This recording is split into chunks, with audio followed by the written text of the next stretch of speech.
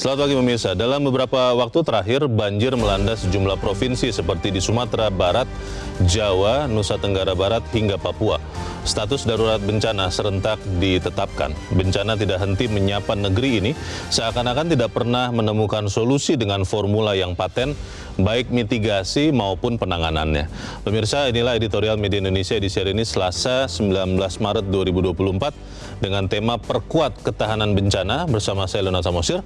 Dan Anda semua para pemirsa juga bisa ikut menyatakan pendapat Anda nanti dengan menelepon nomor telepon 021-583-99-100. Dan pemirsa, pagi ini telah hadir bersama saya Ketua Dewan Redaksi Media Group, Elman Saragih. Bang Elman, selamat pagi. Pagi, Bung Leo. Sehat-sehat, Bang? Sehat. Tidak ada masalah menuju ke sini banjir atau yang lain, tidak ada ya? Saat ini sedang tidak ada. Kita hanya sekedar prihatin aja. Iya. Saya jujur bingung, Bang. Kenapa kita terus-terusan membicarakan soal-soal seperti ini, padahal kita sudah tahu kita akan menghadapinya. Tapi sebelum kita bahas editorial itu, Bang Elman dan pemirsa, kita lihat dulu beberapa berita yang diperhatikan Media Indonesia. Yang pertama, ini adalah headline Media Indonesia untuk hari ini. Anda bisa lihat di harian Anda. Seruan kecurangan tidak pengaruhi KPU. Ini terkait dengan rekapitulasi suara yang kita duga akan terjadi dalam beberapa hari ke depan. Ini artinya maksudnya akhirnya, Bang, kalau memang terbukti ada kecurangan, KPU tetap akan mengumumkan rekapitulasi atau bagaimana? Ya, ini kan memang tahapan pemilu kan sekarang kan memang rekapitulasi kan. Iya. Tahap akhir lah ini kan. Betul. Nah, jadi KPU wajib melaksanakan tahapan-tahapan itu kan. Yeah, Nah, sekarang tahapan terakhir menghitung, dia tetap rekap, hitung, dan umumkan. Karena deadline-nya 20 Maret ya? Deadline 20 Maret. Ini secara nasional. Nah, jadi sebetulnya ini udah benar nih. Tetapi tidak berarti setelah dihitung lalu otomatis selesai kan, enggak begitu kan. Nah, tapi KPU sudah selesai atau sudah bakal selesai melaksanakan tugasnya tahapan terakhir penghitungan. Nah, nanti setelah diumumkan, apakah orang percaya, apakah orang tidak percaya, itu berpulang kepada masing-masing masyarakat kan. Tentu ada yang percaya, ada yang tidak percaya. Nah, yang percaya mendukung, yang tidak percaya silakan menggunakan haknya. Kan, PHPU ya. Kan ada untuk melaksanakan hak itu kan ada, kata mekanismenya ada. Mekanismenya apa kan? Ya MK, Mahkamah Konstitusi, iya kan? Nah, mungkin DPR menggunakan hak angket. Jadi dua-duanya bisa jalan, tidak masalah. Tetapi udah benar ini, KPU harus menghitung dan mengumumkan gitu. Karena malah kalau kemudian sampai lewat tenggat, KPU-nya jadi salah ya? Ya, KPU-nya udah salah, tapi kan juga pada dasarnya kita mau apa yang mau digugat di MK. Yang mau digugat kan harus ada hasil dulu. Ada hasilnya dulu. Baru bisa berproses yang lain kalau memang mau berproses. Iya, begitu. Oke, kita tunggu berarti KPU entah hari ini entah besok. Yang pasti harus besok maksimal karena itu adalah batas akhir pengumuman nasional. Tapi intinya walaupun kita ngomong begitu, bukan berarti KPU langsung bersenang-senang. Iyalah. Selesai. Iyalah, tidak boleh begitu. Dan ini juga mungkin nanti akan ada evaluasi ya, Bang ya. Bagaimana kemudian kerjanya. Itu kan catatan putih dan catatan hitam. Betul. Ya, seperti di rapor lah zaman dulu ya. Ada yang warna merah, ada warna biru. Nilai KPU ini 5 pun nggak sampai. 5 mungkin. Oke, kita tunggu nanti dan kita beralih ke berita selanjutnya. Pemirsa, kali ini dari halaman 2. Ini terkait dengan kredit macet yang terjadi di Lembaga Pembiayaan Ekspor Indonesia. Kredit macet picu dugaan fraud 2,5 triliun rupiah. Fraud ini adalah korupsi ataupun kecurangan ya. Ini mengerikan juga nih, Bang Elman, 2,5 triliun di Lembaga Pembiayaan Ekspor Indonesia. Padahal kan ekspor ini salah satu andalan untuk mendapatkan pendapatan bagi negara. Bagaimana nih, Bang? Ya, ini lagi-lagi kan sebetulnya kan pemerintah ini kan tidak pernah belajar dari apa yang terjadi masa lalu kan. Katakanlah misalnya kasusnya misalnya BLBI misalnya kan, Ya, gitu kan. Iya bantuan kan? likuiditas Bank Nah, Indonesia. itu kan pahit betul itu kan. Betul, Nah, betul. Sekarang terulang lagi nih LPI ini kan. LPI ya. LPI ini. Ini kan sebetulnya kan yang menjadi pertanyaan, apakah LPI ini tidak ada yang mengawasi? Ada. Ada kan? Ada yang mengawasi. Sekarang yang mengawasi itu siapa? Iya. Bekerja nggak? Iya. Siapa yang mengawasi pengawas ini? Kan begitu kan? Ada 4 perusahaan yang diduga fraud ya Bang ya. Ada yang 1,8 triliun, ada yang 200 miliar, ada yang 305 miliar, ada 1,44 miliar, totalnya 2,5 triliun. Dan kalau menurut informasi ini kejadian sudah lama ini Bang, dari tahun 2016 katanya. Ini bagaimana nih Bang Eman? Ya, kalau kita sih mengatakan kan, disinilah sebetulnya selalu kita menagih lembaga-lembaga penegak hukum kan. Misalnya kalau di Departemen Keuangan kan ada Inspektorat Jenderalnya kan. Iya. Apa? Iya. Dia kerja nggak? Iya. Terus misalnya sebetulnya kalau ini lembaga perbankan, pasti OJK kan. Betul. Tapi ini mungkin tidak masuk dalam Bukan bank, bukan bank, iya. kita nggak tahu ini Bukan kan. Gitu. non-bank, ya. Nah, ini kan abu-abu kan. Pembiayaan, lembaga pemerintah lembaga ini. pemerintah lah ini Iya, kan. iya. Nah, tapi kok sampai bisa diduga 2,5 triliun kan, itu kan bukan uang sedikit kan. Betul. Berarti kan mereka buat bancakan ini kan Iya. seenaknya aja mereka kan. Kejaksaan Agung yang dilapori berarti harus segera bergerak ini Bang. Ya, menurut saya sih pertama Menteri Keuangan harus terbuka betul. Ya kan? Iya. Kedua, PPATK harus bergerak Iya, nih. iya. Kemana ini mengalir nih? Karena kebaca di situ Kebaca ya. 2,5 triliun itu kan Iya. pasti tidak, Bukan uang tunai. Bukan uang tunai, yang berpindah tangan, pasti transaksi jadi transaksinya perbankan. kemana aja mengalir ini. Jadi menurut saya sih PPATK terutama harus kerja keras. Iya. Dan Kejaksaan Agung tidak boleh setengah hati. Cari siapa pelakunya ini, Iya. cari 4 perusahaan ini, Iya. segera tangkap, Iya. ikat, gitu. Dan berikan hukuman yang setimpal ya. Iya. Jangan kemudian nanti sudah ditangkap, dihukum, hukumannya ringan Jadi sekali. Bang. kerjaan kita dari dulu ya begini aja. Hanya ganti peristiwa, Hanya ganti peristiwa, ganti orang, ya kan? atau perusahaan. Coba. Jadi ya Oke. belum lagi nanti minyak goreng, beras. Ini kan kita juga nggak tahu ini harga beras naik ini, jangan-jangan ada yang menikmatinya juga kan gitu kan. Oke, kita tunggu berarti kerja Kejaksaan Agung untuk membuka atau menjelaskan dugaan fraud di LPI 2,5 triliun. Kita beralih ke berita selanjutnya di halaman 3, pemirsa, ini di kolom politik. Ini menarik ini Bang Elman, anggota DPR masih ingin berkantor di Jakarta. Jadi nanti menarik sekali karena eksekutifnya ada di IKN di Kalimantan, lalu legislatifnya ada di Jakarta, di Pulau Jawa. Iya. Ini mungkin adalah keseimbangan Bang. Bagaimana Bang Eman? Pertama yang kita nggak bayangkan kalau misalnya rapat dengar pendapat. Iya. Kalau begitu kan, Iya. menterinya sama dirijennya sama apanya di Kalimantan. Di Kalimantan. Iya. Lalu ketika mereka rapat dengan pendapat, Ke Jakarta. boyongan Iya. ke Jakarta, Iya. bukan gitu kan? Habis itu setelah pulang ke sana lagi kan gitu Iya. kan? Iya. Kurang jelas lagi, panggil lagi gitu Iya. kan? Ya memang enak betul nih.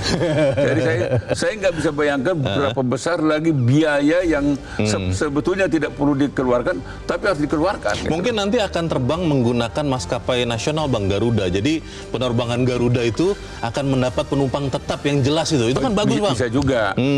Atau mungkin mereka menggunakan teknologi Zoom. Terbatas lah Bang, kan Zoom kan nanti hanya makanya. sebatas yang ada di komputer. Nah, kedua juga mungkin nanti juga kalau 17 Agustus ya. Oh iya. Pidato kenegaranya Presiden datang ke Jakarta. 16 Agustus di DPR yang masih di Jakarta. Lalu perayaan 17 Agustus Upacara bendera di IKN. IKN. Jadi Seru lah. suka-suka mereka lah. Jadi saya tuh membaca ini, ya akhirnya kalau saya mewakili rakyat, suka-suka kau dari situ. Soalnya katanya Bang, gedung DPR-nya belum digarap Bang. Ini di informasi di dalam berita. Lalu Jangankan bicara rumahnya anggota DPR, rumah menteri juga beberapa waktu yang lalu dimintakan oleh Menko Marves Luhut Panjaitan untuk diperbesar karena katanya yang di IKN terlalu kecil. Nah itu kan repot juga tuh Bang Elman. Kalau rakyat yang susah nggak pernah mereka pikirin kan. Besar kecil ya. Menteri itu ya, Menteri Menko Marves. Pak Luhut Panjaitan itu kan. Dia memikirkan rumahnya aja kan. Tapi terbayang nggak Pak Menteri ini rakyat nggak punya rumah. Iya. Rakyat yang sedang menderita. Gitu. Maksudnya kan supaya kalau rumah menteri besar Bang, cukup besar, maka memikirkan maksimal untuk membuat rakyat yang tidak punya rumah jadi punya rumah. Bukan. Kalau rumah besar itu supaya rakyat tidak bisa melihat mereka bagaimana nikmatnya mereka di rumah besar itu. Abang jangan terus-terusan berpikir negatif Bang. Nanti diminta ke luar negeri loh, karena ada yang mengatakan jangan. Kalau yang mengkritik sudah angkat kaki saja dari negeri ini. Saya ingat juga itu Leo. Itu kan. Karena saya baca berita itu. Iya. Awas ya. Orang yang mengkritik pemerintah, silakan keluar negeri. Iya. Saya mohon maaf. Di dalam negeri saja ya. Saya tetap di Indonesia dah. Di dalam negeri saja. Saya cabut kritikan saya. Kita tunggu berarti kelanjutan anggota DPR ini kapan akan mulai berkantor yang sama dengan pemerintah. Apakah di IKN atau masih tetap di Jakarta? Kita tinggalkan berita itu, pemirsa dan Bang Elman. Kita ke editorial. Editorial pada pagi ini diberi judul Perkuat Ketahanan Bencana.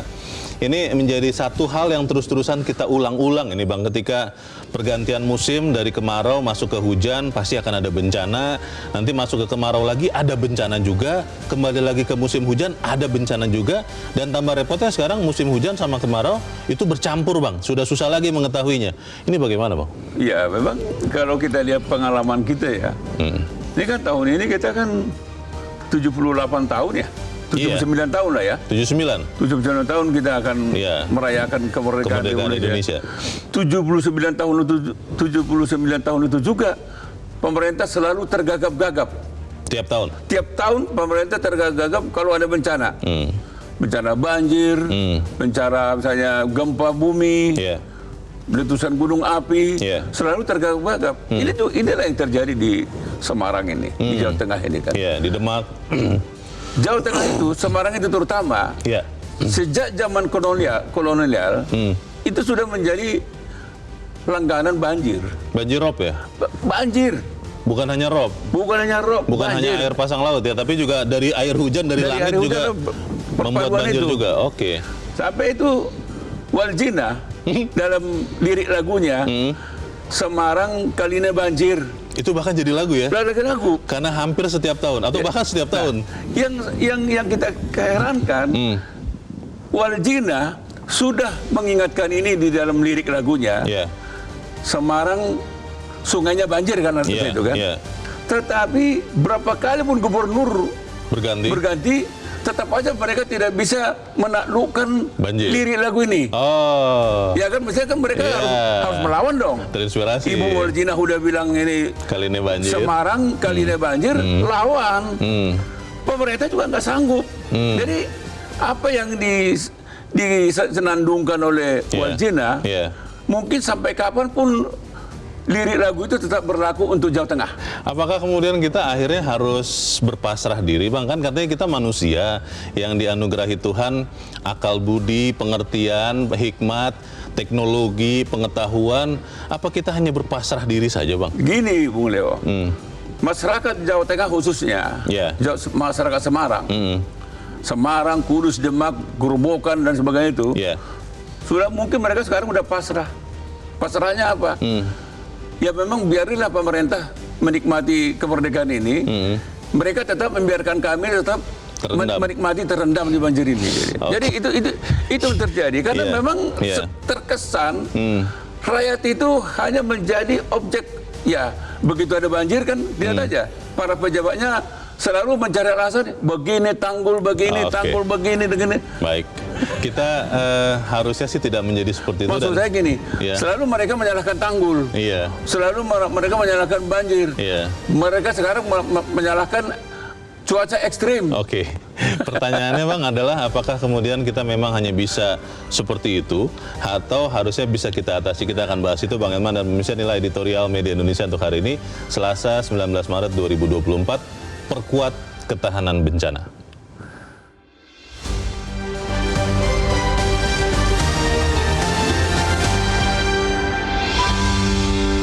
Perkuat ketahanan bencana.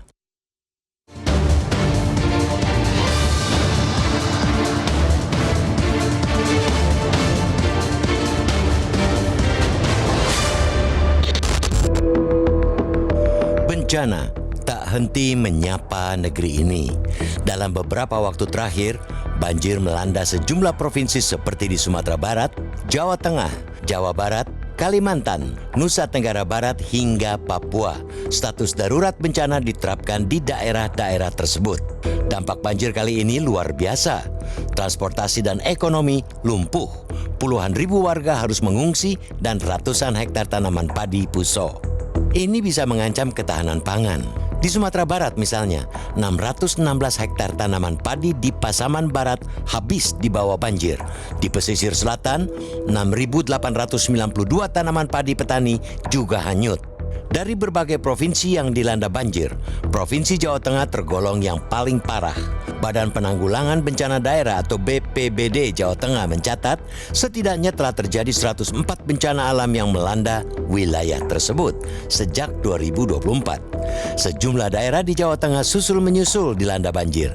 Semarang, Pekalongan, Kendal, Grobogan, Demak, Kudus, Pati, dan Jepara berderetan tersapu banjir. Banjir paling parah dialami Demak yang menggenangi 89 desa dalam 11 kecamatan. Jumlah pengungsi juga melonjak hingga menjadi 22.725 jiwa pada Senin 18 Maret. Jumlah itu bisa bertambah mengingat banjir yang kian meluas dan hujan terus mengguyur. Bencana banjir tampaknya akan meluas ke berbagai wilayah di Indonesia. Badan Meteorologi, Klimatologi, dan Geofisika atau BMKG memprediksi cuaca ekstrim di beberapa wilayah tanah air masih akan terjadi selama 3-4 hari mendatang hingga akhir pekan ke-3 Maret. Potensi cuaca ekstrim tersebut terkonsentrasi hampir merata di seluruh wilayah tanah air. Dengan peringatan yang dikeluarkan BMKG tersebut, tidak ada jalan lain pemerintah daerah maupun pusat mesti bersiap menghadapi kemungkinan terburuk seperti bencana banjir, tanah longsor, dan angin kencang. Potensi bencana tersebut sulit dicegah. Karena itu, pemerintah harus menyiapkan mitigasi untuk mengurangi dampak bencana tersebut untuk mengurangi korban jiwa, harta benda, ataupun dampak ekonomi. Kondisi alam yang berpotensi memicu bencana tidak bisa dikontrol siapapun.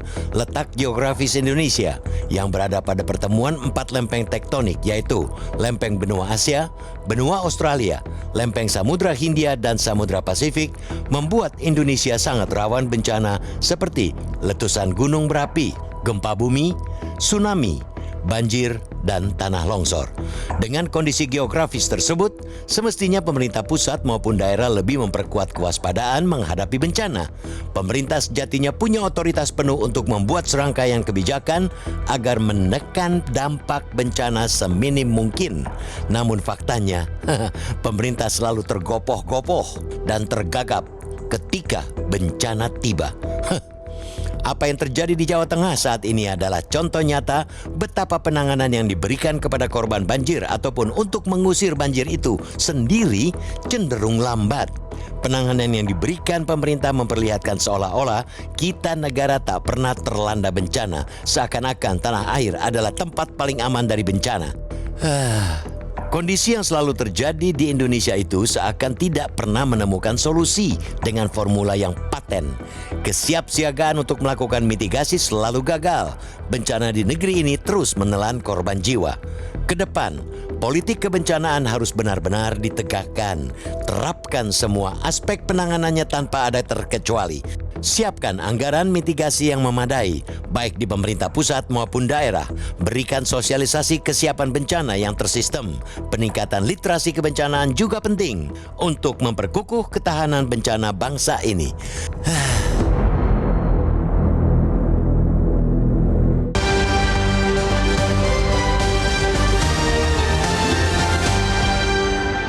Di bagian berikut Anda bisa ikut menyatakan pendapat Anda terkait editorial pagi ini. Pemirsa, untuk saat ini tetaplah bersama kami.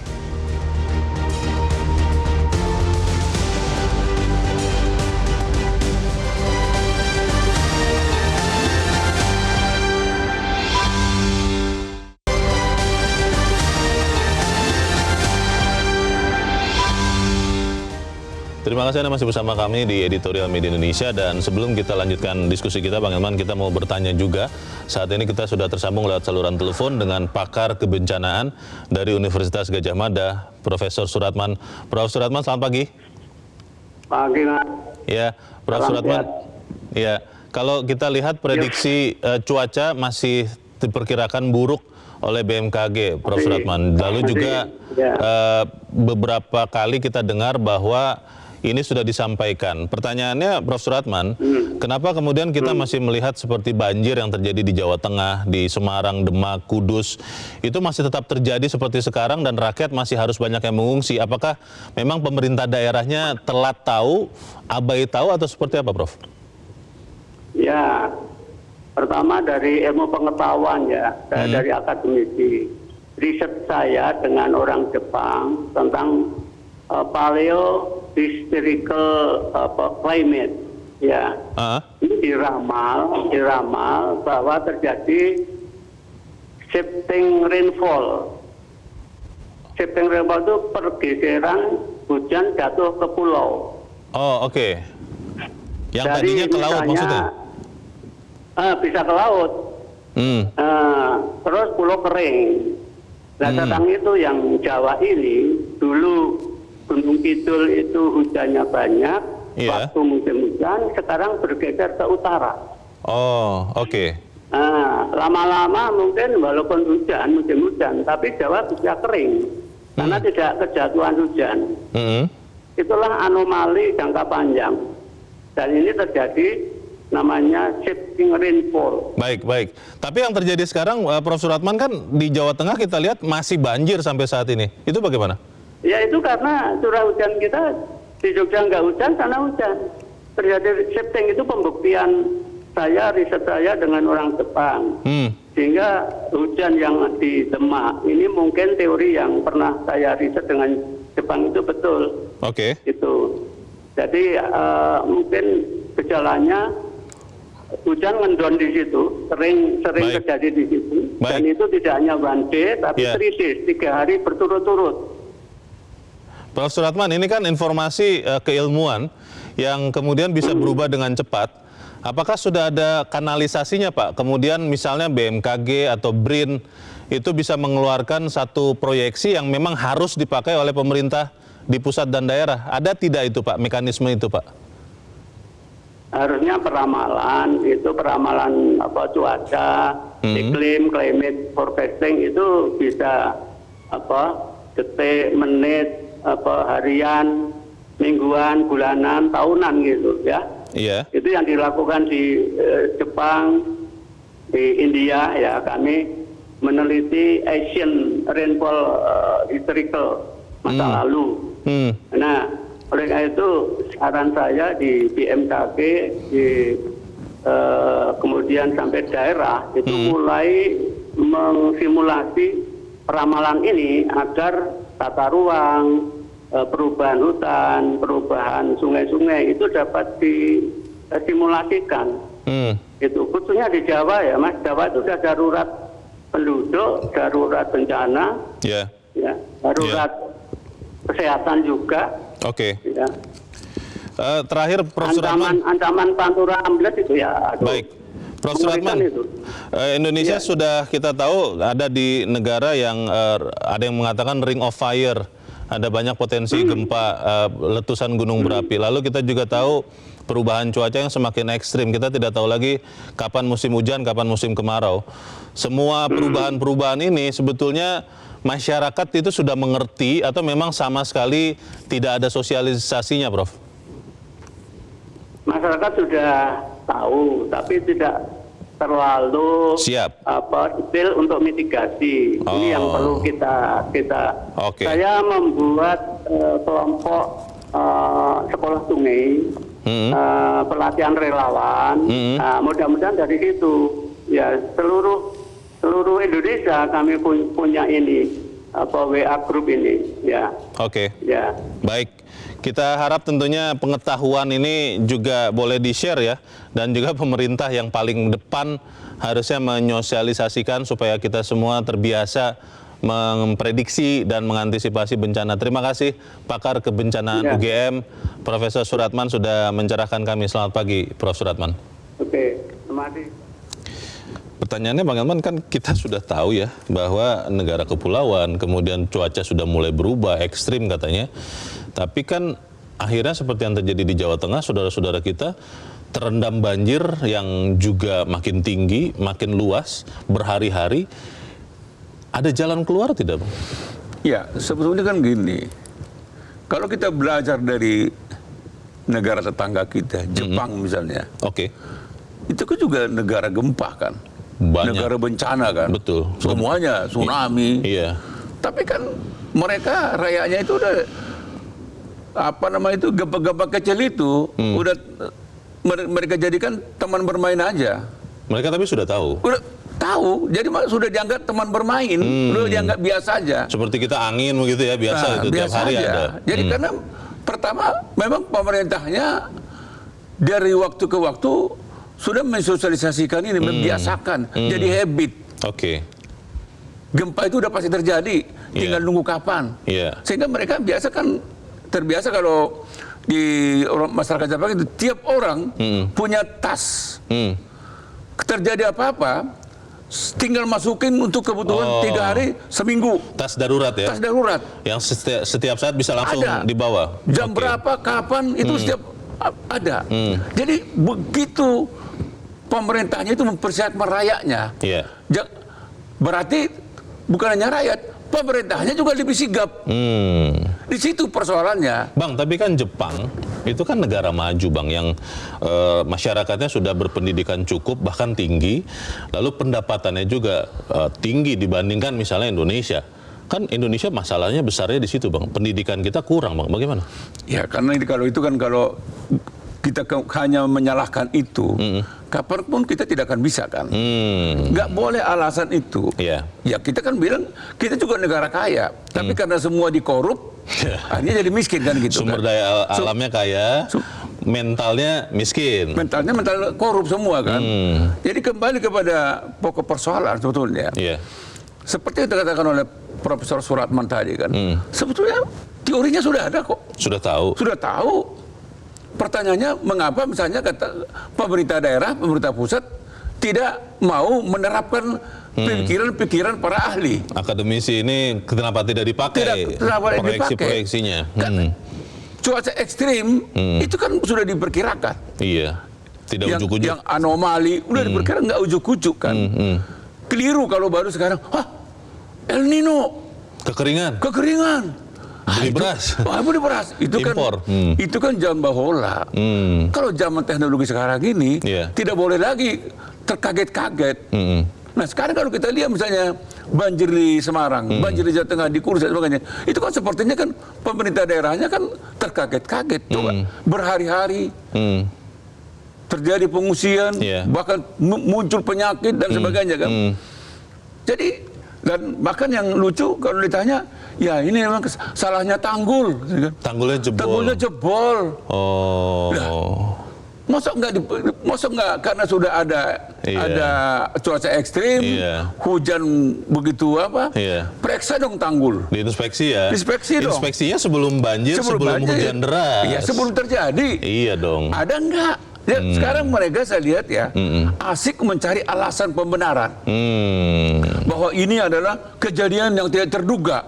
Masa iya nggak terduga? Bang, ada tidak pengaruh dari faktanya kan sekarang kita melihat di Jawa Tengah, di Semarang itu kan kepala-kepala daerahnya bukan definitif, Bang. Menunggu pilkada. Sekarang orang-orang yang di sana adalah kepala-kepala daerah penjabat. Jadi mungkin kalau saya berpikir ya beda begitu dengan pejabat kepala daerah yang definitif yang memang benar-benar berusaha untuk memajukan, menyelamatkan wilayahnya. Ada pengaruh itu tidak, Bang?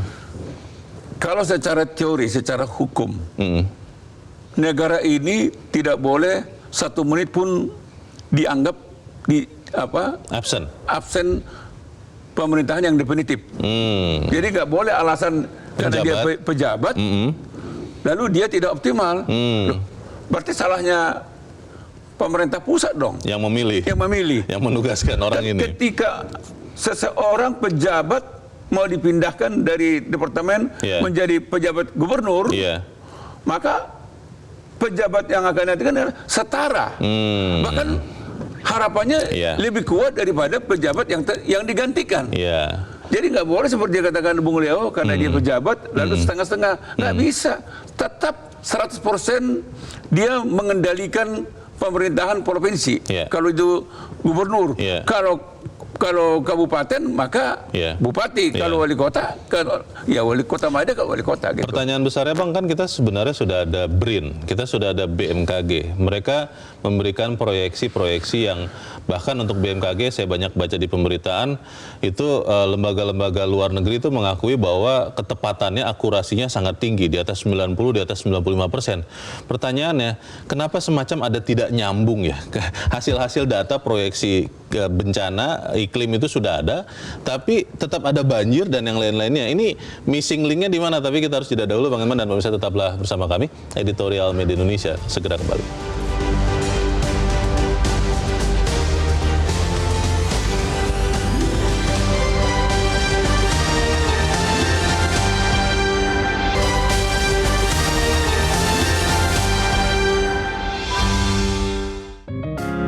Media Indonesia mengajak Anda untuk mengakses fitur premium e-paper. Dengan sajian konten berbasis intelektual dan meneguhkan kebangsaan, Media Indonesia tampil dengan lebih dinamis melalui e-paper Media Indonesia yang dapat Anda akses kapan saja, di mana saja. Caranya mudah, download aplikasi Media Indonesia di Android atau ketik link e-paper.mediaindonesia.com atau bisa scan QR Code pada layar kaca Anda. Klik tab e-paper di bagian samping layar tablet Anda, daftarkan data diri, serta pilih paket perlangganan e-paper Media Indonesia sesuai dengan kebutuhan Anda. Nikmati juga bonus spesial tambahan 4 halaman rubrik fokus setiap hari. Semua bisa Anda dapatkan hanya di e-paper Media Indonesia. Untuk informasi lebih lanjut, hubungi customer service di nomor 0811 1201 2018 atau kunjungi media sosial @mediaindonesia. Media Indonesia, referensi bangsa. Terima kasih Anda masih bersama kami di Editorial Media Indonesia, pemirsa, dan sekarang waktunya kita untuk mendengarkan Bang Elman pendapat dari pemirsa Metro TV. Kita saat ini sudah terhubung dengan pemirsa Metro TV di Malang, Jawa Timur. Ada Mas Dani. Mas Dani, selamat pagi. Selamat pagi Bang Leo, selamat pagi Bang Elman, apa kabar? Sehat-sehat. Ini sudah lama nih kita tidak bersuara nih. Bagaimana Mas Dani? Kalau kita melihat Indonesia sebetulnya sudah tahu kita di tengah-tengah ancaman bencana, tapi terus terjadi juga setiap tahun. Menurut Anda seperti apa? Saya spesifik ke banjir aja Bang Leo ya. Oke. Saya spesifik ke banjir aja, bahkan Malang ini kadang-kadang kalau lagi hujan deras juga ada genangan-genangan yang cukup signifikan nih di beberapa titik di Kota Malang ya. Oh, gitu ini ya? yang saya kritisi gini Bang Leo ya. Ini pemerintah daerah ya, kalaupun nggak ada dana yang cukup untuk mitigasi bencana, ya cobalah hal-hal kecil, yang hal-hal sepele itu yang sering dilupain Bang Leo, yaitu adalah pembersihan gorong-gorong, pembersihan sampah gitu. Itu nggak bisa dilakukan seminggu sekali, harus setiap hari gitu loh. Itu harus setiap hari dilakukannya gitu. Nah itu kalau misalnya ketika musim hujan tiba, apalagi ini adalah El Nino gitu, jadi ya walaupun tetap aja banjir, tapi setidaknya bisa diminimalisir lah banjir itu gitu. Genangan itu bisa diminimalisir lah. Tapi ini yang terjadi enggak gitu loh. Bahkan di banyak titik ya, di beberapa titik di Kota Malang itu yang nggak pernah banjir, karena Malang ini kan dataran tinggi. Tapi akhir-akhir ini karena hal-hal sepele itu nggak diperhatikan, itu sering kali akhirnya terkena banjir waktu musim hujan tiba gitu Bang Leo gitu. Untuk yang lebih besar lagi yaitu gempa bumi gitu loh. Kita sebenarnya nggak bisa menyalahkan keadaan ekonomi kita negara miskin, enggak gitu. Kita nggak usah ambil contoh Jepang lah, kita sambil ambil contoh sama-sama negara berkembang di Amerika Latin, yaitu Chili. Chili itu tahun 60-an kan terkena tsunami dahsyat ya waktu itu ya, kalau nggak salah dalam sejarahnya itu ya. Pernah kena tsunami dahsyat. Nah itu benar-benar dijadikan pelajaran oleh mereka gitu loh. Ketika tsunami datang lagi, gempa bumi datang lagi tahun-tahun berapa itu, 2000 berapa itu di Samudra Pasifik, Chili bisa meminimalisir dampaknya gitu loh. Kalau di kita ini kan kadang-kadang dikit-dikit alasan ekonomi, kita negara miskin, itu nggak bisa dijadikan alasan. Nah terus juga untuk kepala kepala daerah yang statusnya penjabat gitu ya, penjabat gubernur atau wali kota bupati, ya mau nggak mau ya tetap harus kerja keras, walaupun itu tadi ya, walaupun dana mitigasi bencananya nggak cukup atau mungkin kesulitan dana, ya itu hal-hal kecil itu tadi lah sebelum musim hujan itu tiba, ya cobalah gerakkan itu dinas-dinas kebersihan tuh gerakan secara masif gitu, nggak bisa seminggu sekali. Gak bisa seminggu sekali, harus setiap hari gitu. Harus setiap hari. Terima kasih Mas Dani di Malang, Jawa Timur untuk pendapat Anda. Selamat pagi. Di belakang Mas Dani ada Ibu Lia di Makassar, Sulawesi Selatan. Ibu Lia, selamat pagi. Assalamualaikum. Waalaikumsalam Bu Lia. Silakan Bu, pendapat Ibu bagaimana nih Bu? Kita sudah tahan bencana atau belum? Pertama turut prihatin ya dengan saudara-saudara kita yang kena bencana. Kalau saya nonton di TV itu betul-betul lebih parah daripada tahun lalu ya. Kalau saya lihat ketinggian air.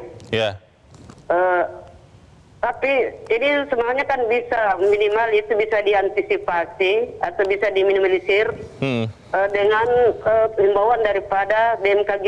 Ya, jadi kita itu misalnya malas nonton atau memperhatikan himbauan dari BMKG atau pengumuman dari BMKG. Kedua adalah tentang pembuangan air biasanya, ya, atau daerah resapan. Ini semuanya kan sudah terganggu ini biasa.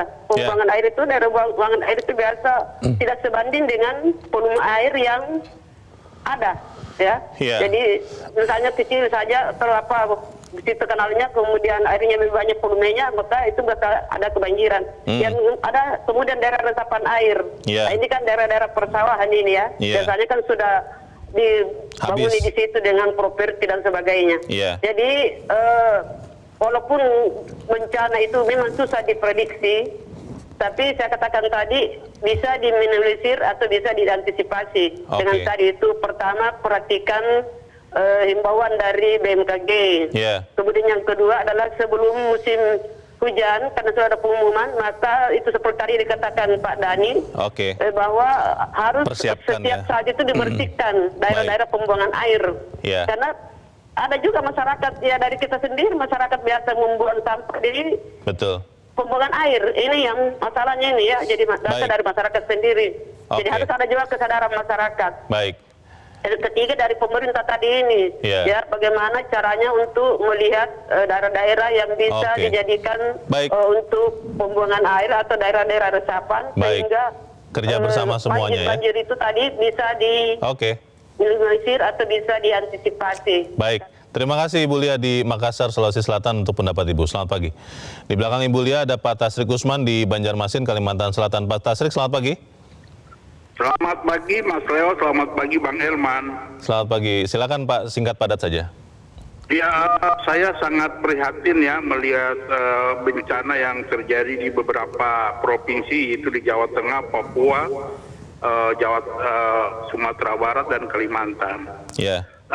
Saya berharap pemerintah ini, karena bencana sudah datang, maka harus ada perhatian serius baik pemerintah pusat maupun pemerintah daerah, khususnya menyangkut bagaimana memitigasi bencana ini dan sekaligus bagaimana menangani masyarakat yang harus mengungsi, kemudian obat-obatan, kemudian makanannya, karena ini harus ini menyangkut kemanusiaan. Nah, yang kedua, saya berharap bahwa pemerintah dalam hal menangani atau merencanakan atau mengantisipasi kejadian-kejadian seperti ini memang harus ada politik anggaran yang besar, karena negara kita ini kan negara kepulauan. Dan yang terakhir, saya lihat ini bukan saja dari ilmu dan teknologi saja Mas Leo, tetapi juga perlu ada kesadaran pemimpin dalam hal memanage negara ini. Harus banyak-banyak istighfar, mungkin banyak kesalahan yang diperlakukan kepada masyarakat sehingga musibah datang terus dan masyarakat yang menjadi korban. Itu saja. Terima kasih. Assalamualaikum warahmatullahi wabarakatuh. Waalaikumsalam warahmatullahi wabarakatuh. Terima kasih Pak Tasrik Usman di Banjarmasin, Kalimantan Selatan. Para pemirsa sudah berpendapat, tapi kita akan tanggapi di bagian berikut. Bang Elman dan pemirsa tetaplah bersama kami. Editorial Media Indonesia segera kembali.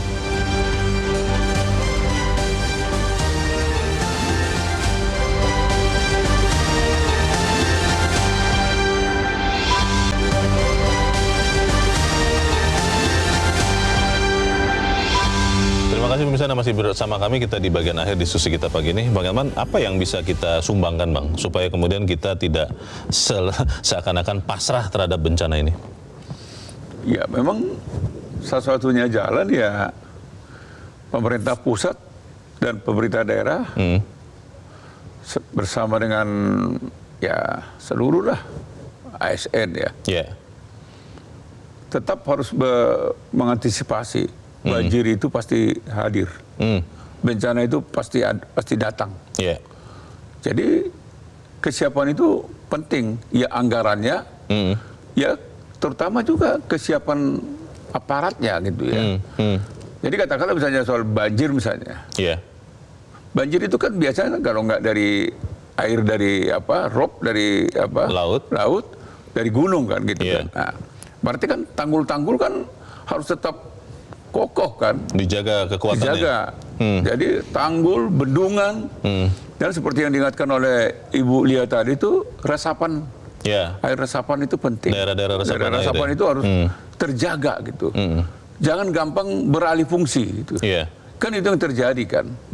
Nah kalau pemerintah tidak super ketat untuk melakukan mitigasi seperti ini, ya jangan harap dampak bencana itu akan berkurang. Kemarin ketika kita sedang persiapan pemilu, dalam masa pemilu kan akhirnya juga kelihatannya fokus itu larinya ke situ, Bang. Ya itu yang saya mau katakan kan. Pemilu biarlah pemilu. Tetapi orang yang bekerja untuk mempersiapkan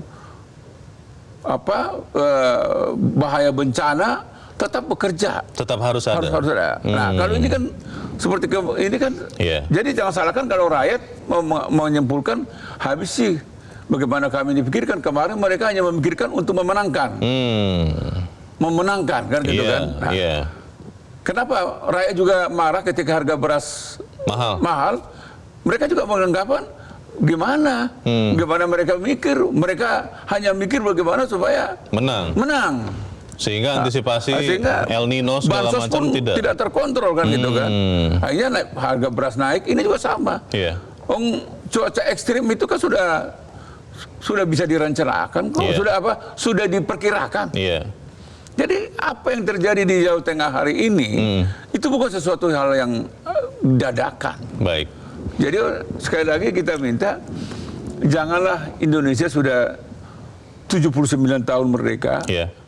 Masih seperti banjir-banjir masih seperti yang dirasakan sekarang rakyat Semarang, Demak, Kudus dan sebagainya. Kasihan mereka. Baik. Mereka kemarin bersusah payah memberikan hak suaranya. Hak suara itu kok percuma aja jadinya kan? Tidak diganjar dengan kekeringan mereka supaya tidak kena banjir supaya mereka tidak terkena banjir kan gitu. Baik. Kasihan rakyat. Kita harap yang kita sampaikan ini benar-benar menyumbangkan juga untuk memperkuat ketahanan bencana. Bang Elman, terima kasih sudah di tempat ini. Selamat pagi, Bang.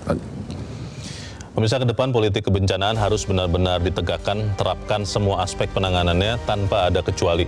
Siapkan anggaran mitigasi yang memadai baik di pemerintah pusat maupun daerah, sosialisasikan kesiapan bencana yang tersistem, peningkatan literasi kebencanaan juga penting untuk memperkukuh ketahanan bencana kita semua. Saya Leonard Samosir, berterima kasih Anda sudah menyimak editorial Media Indonesia 1 pagi ini. Terus jaga kesehatan Anda, terus jaga nurani Anda. Selamat pagi, sampai jumpa.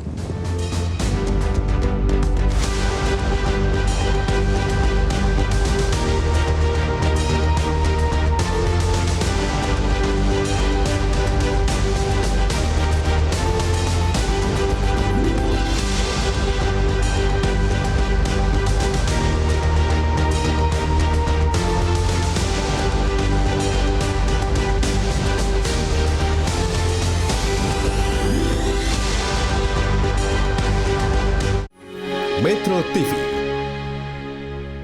Jelajahi cara baru mendapatkan informasi. Download Metro TV Extend sekarang.